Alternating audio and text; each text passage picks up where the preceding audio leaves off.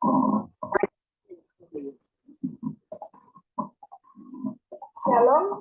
perkenalkan nama saya Elvira Pasaribu, NIM 1930-1090-1006, Prodi Fisika. Di sini saya akan menjawab beberapa soal materi mata kuliah Biofisika yang diberikan oleh Ibu dosen Kadek Ayu Cynthia Adelia, FSI.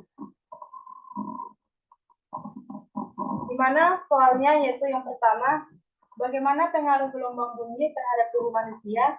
Yang kedua, bagaimana proses terdengarnya bunyi dan komponen apa saja yang terlibat? Yang ketiga, sebutkan 3 proses pengolahan suara dari telinga. Yang keempat, sebutkan 3 syarat atau komponen bunyi agar dapat terdengar. Yang kelima, sumber bunyi bisa berasal dari alam dan perbuatan manusia. Jelaskan. Nah, di sini saya akan menjawab satu persatu dari soal yang telah diberikan. Untuk yang pertama, pengaruh gelombang bunyi terhadap tubuh manusia. Seperti yang kita ketahui, ada 3 jenis bunyi, yaitu yang pertama bunyi infrasonik, yang kedua bunyi audiosonik, yang ketiga bunyi ultrasonik. Di mana bunyi infrasonik ini memiliki frekuensi di bawah 20 derajat, di bawah 20 Hz. Sedangkan bunyi audiosonik memiliki frekuensi mulai dari 20 Hz sampai 20.000 Hz. Sedangkan bunyi ultrasonik yaitu bunyi yang lebih besar atau lebih dari 20.000 Hz. Nah, pengaruh gelombang bunyi ini terhadap tubuh manusia yaitu yang pertama, pengaruh bunyi infrasonik ini yaitu tidak dapat didengar oleh manusia. Tidak dapat didengar oleh manusia karena memiliki frekuensinya di bawah dari 20 Hz.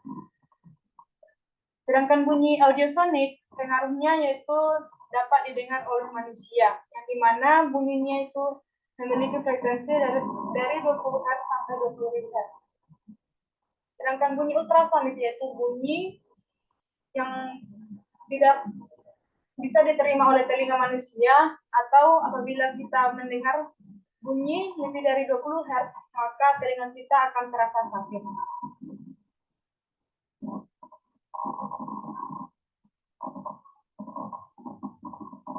Yang kedua, proses terdengarnya bunyi dan komponen apa saja yang terlibat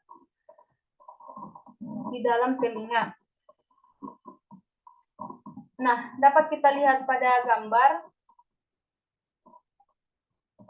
Ketika suara masuk ke dalam telinga, maka akan terdengar atau bergetar di gendang telinga. Suara yang dengar akan dikumpulkan oleh daun telinga melalui saluran telinga. Gelombang ini diarahkan ke gendang telinga. Nah, kemudian gendang telinga akan bergetar karena suara ini, dan gendang telinga akan terdorong oleh gelombang suara. Semakin keras suara, maka akan semakin dalam gendang telinga terdorong. Kemudian getaran di gendang telinga ini akan diteruskan oleh tulang kecil telinga. Tulang kecil ini juga akan bergetar sesuai dengan kerasnya suara. Kemudian ketika tulang kecil telinga bergetar, rambut-rambut halus di koklea telinga juga ikut bergetar. Getaran rambut ini merangsang sel-sel saraf yang berada di telinga. Kemudian sel saraf atau neuron ini menghasilkan impuls saraf di otak impuls saraf. Ini diartikan sebagai suara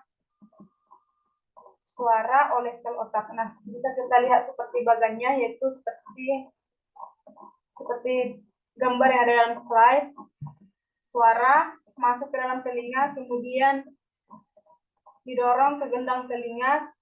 Setelah itu ke ujung saraf, kemudian diartikan atau diproduksi oleh otak.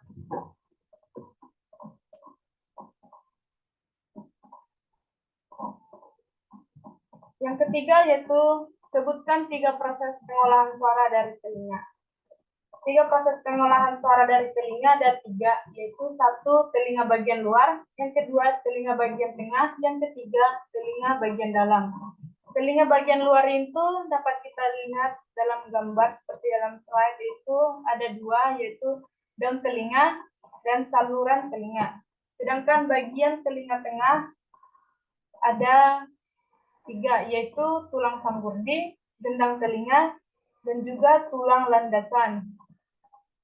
Sedangkan telinga bagian dalam juga memiliki 3 bagian, yaitu ada saluran Eustachius, rumah siput atau disebut koklea, saraf pendengaran, serta 3 saluran setengah lingkaran.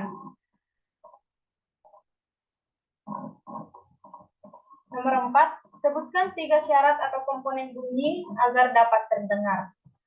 Ada 3 syarat. Yang pertama, ada sumber bunyi, yaitu benda yang bergetar atau yang berbunyi. Yang kedua, ada medium atau perantara dan penerima bunyi.